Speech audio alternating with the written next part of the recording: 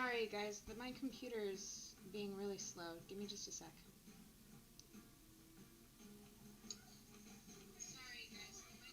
Okay, it looks like it's working now.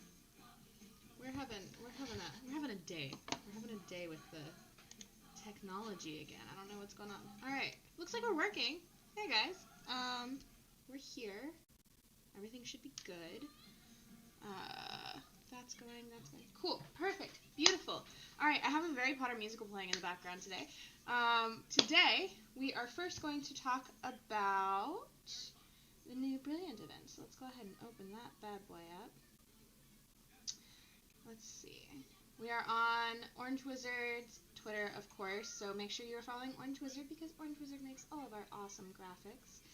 And we're going to first talk about the First Year at Hogwarts Part 2 event, which is coming up on August 25th through September 1st. So like usual, these events start on Pacific Standard Time. So if you are living in Japan, that is going to be August 26th through September 2nd. As usual, we are also going to have our 1.5 kilometer port keys. All spell energy on the map will be giving out 5 spell energy, and we have some awesome foundables that are going to be popping up. We have Pomona Sprout, which is going to be coming from the map encounters. We have Professor Flitwick, which is coming from a map encounter. We have Professor Slughorn, which is coming from the 1.5 kilometer port keys.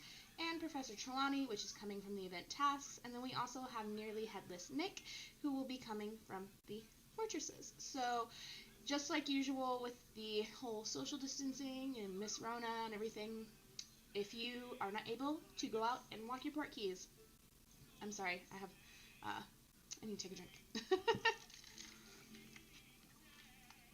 Okay. If you are not able to go out and walk your port keys, you can still get those Professor Slughorn fragments because as soon as you finish your bonus tasks, you're going to get 5 of them. So, no big deal. Just make sure you are completing your tasks. Which, let's talk about that.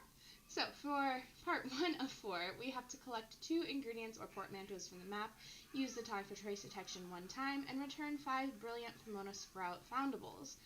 Then, for part 2 of 4, we have to use the master notes to brew faster 1 time. So, if you are going to be completing part 1 of 4, make sure that you haven't used your master notes on whatever potions you have brewing, or if you are anywhere near completing it, just don't start a potion yet. Wait until you get to part 2 of 4, put your potion in, and then you can use your master notes on it. Because we also have to collect 2 Brilliant Event Runestones and return 7 Hogwarts School foundables.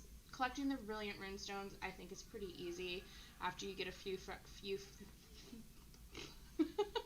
after you get a few of the foundables, you usually get a few runestones, so it goes pretty quickly.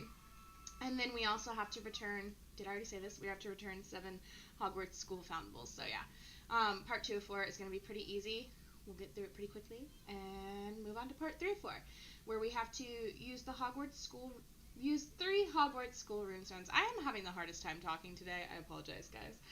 Earn 200 Hogwarts School Family XP, and then return 10 Brilliant Professor Flitwicks. So again, pretty straightforward, pretty easy. I think it'll be good to go.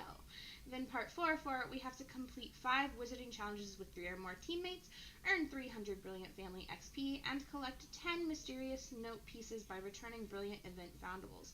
So as far as the wizarding challenges, this doesn't say that it has to be through the night bus. So if you have friends, if you are in a situation where it's okay to get together with other people, you're not necessarily like social distancing, whatever your situation may be, that's doable for you.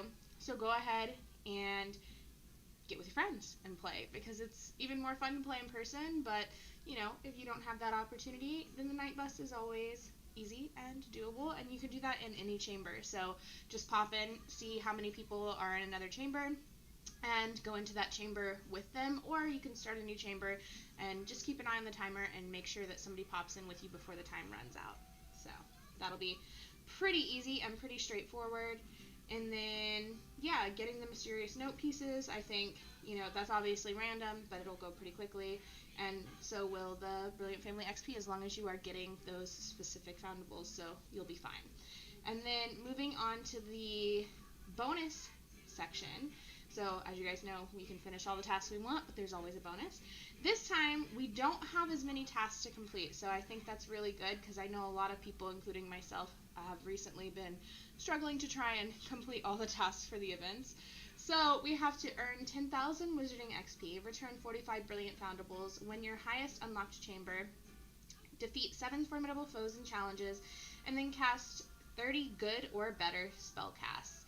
So basically, getting those spell casts, you're not going to have to do that on 30 or more, or 30 different foundables. You just have to do 30 spell casts. So if you are in one foundable and you cast 5 good or better spell casts in that foundable, that counts towards your spell cast as 5 spell casts, not 1 because it was 1 foundable. So that's really good for that. And then hopefully while you're doing your challenges, you'll be able to find those formidable foes. Just make sure you go into the correct chambers and you'll be fine there. And then win in your highest unlocked chamber. So whatever that is for you, go into that. And I'm really looking forward to this. I think these tasks are going to be really straightforward. They're going to be easy to complete in a timely fashion, and it's not going to be too stressful trying to get them done. So I'm looking forward to that because I kind of feel like when there's too many and there's too much going on, you have to spend way too much time focusing on the game, which I love playing the game, obviously, but, you know, it's nice to go out and do other things, too. So being able to play a little bit more casually and just get the task finished, I think will be really awesome. Now, moving on, we have our complimentary gift. As always, don't forget to grab that. Speaking of which, if you haven't grabbed your one from the Wizarding Weekend yet, open your app and go ahead and grab it now. So, yeah. And then we also have the other bundles. We have the SOS Bundle, the Brilliant Bundle, and the Bonus Assignment Bundle. Oops, didn't mean to do that. And then here we have a list of the different foundables that will be increased during the event. So this says for week 2 of the Brilliant event, some foundables belonging to the Hogwarts school family will be boosted. We have the Ravenclaw student, the Hufflepuff student, the Slytherin student, the Gryffindor student, and Minerva McGonagall. So not only will these be boosted, but if you are going to be using your tonic for trace detection, that of course will increase the likelihood that you will see these as well. So if they are ones that you need, make sure you're using your tonic for trace detection, make sure you're getting out there and playing and grabbing as many of these as you can, so that way you can hopefully prestige your pages, because that would be really nice to see. It also says there will be increased sightings of the above mentioned foundables throughout week 2 of the Brilliant event, just not all equally. So again, these are not equally increased. The percentages, I don't know what they are. I don't know if they share them with anyone, to be honest with you, but you will be seeing them more. So yeah.